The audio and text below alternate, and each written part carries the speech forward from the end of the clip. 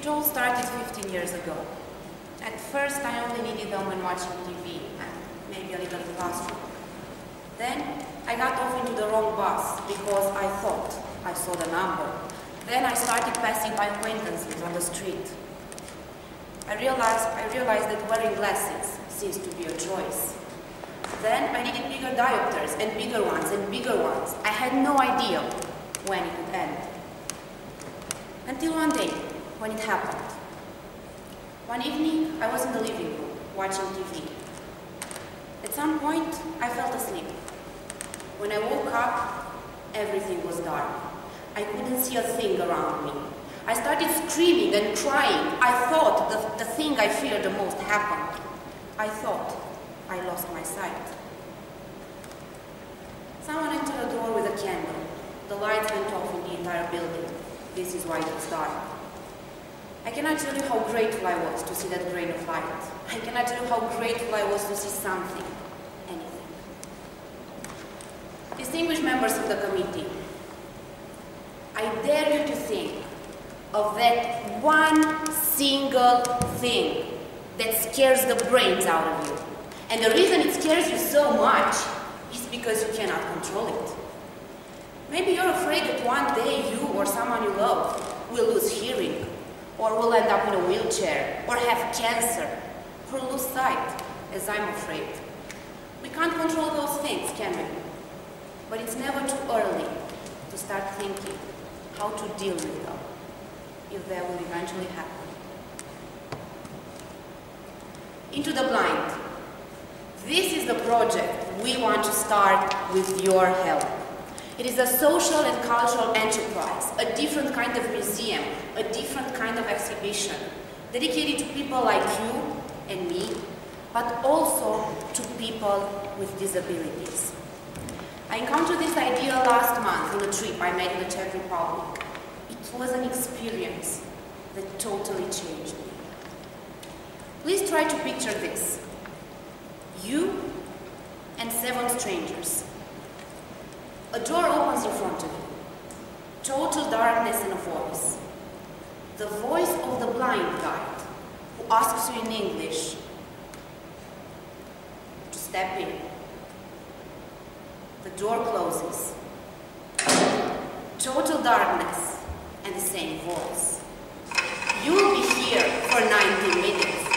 You will explore things, interact with people, and deal with real-life situations by relying only on the other senses that you have, except for your sight. I don't think I've ever felt more terrified in my life. I was shaking, I was swallowing my tears. The only instrument I had was a wall on the left. I stood there leaning on that wall and listening to the blind guy who was telling us in a calm, peaceful voice that even like this, we are safe. And we are about to discover not a new world, but the wonders of a world we perceive as normal. Because in the dark, everyday routine becomes an amazing experience. And I stood there leaning on that left wall and shaking and almost crying while she was talking and she was talking, and I realized I had no other choice but listening to her and trusting her. So I gave up. I gave up my sight, and I started feeling the wall, feeling the different textures of the wall. We discovered different rooms only by touching the objects. Then, we went out into the street. We passed by a newspaper stand, we passed by a green grocery, and we started smelling the foods and finger them to see if they are fresh so we can buy them. Our hearing was sharper than ever. Because there were cars in the street and the wind was blowing. Then we went into a museum and we discussed about art without even seeing it. Then we deepened into a forest. We listened to the sounds made by animals. We crossed rivers.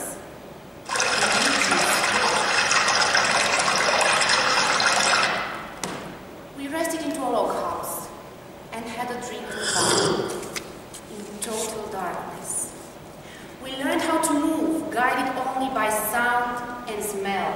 and we laughed, and we talked, and we helped each other understand better what was around us. At the end of this experience, we learned a common language. The 7 strangers, the blind guide, and I. The language of a world without pictures, but with experiences. And when the door opened in front of us, 8 different people came out into the light. Well, we like to say that a picture is worth 1,000 words. But what about those who cannot see the picture? By entering a world without sight, we learn new abilities from those who are perceived as being disabled, because in the dark, we are the disabled ones. This is a kind of experience which can benefit any one of us, regardless of our abilities or disabilities. Because if we look at the educational aims of this project, we can see that it develops communication skills, it develops social skills such as trust and empathy, it increases self-awareness and awareness of otherness. It teaches us how to use all of our senses, not only our sight. But most of all, it offers us an experience that leads to long-time reflection. Also, let's take into account that we speak about a niche segment for Romania. This will attract not only citizens, but also tourists curious to experience something different. We're going to have free entrance for people with disabilities. And the great news is that we already obtained all the approvals we need to start this museum. If you offer us the space, we can build the rooms, and in less than a month, we can open the gates to the people. Afterwards, we can expand. We can add adjacent tours, organize dinners and workshops in the dark. Distinguished members of the committee, please trust me on this one. Out of all the experiences you can ever go through, this is the one that can truly open your eyes, even though you won't be able to see a thing with them. No one can ever come out of this experience the same as before. So what do you say? Are you ready to help us close eyes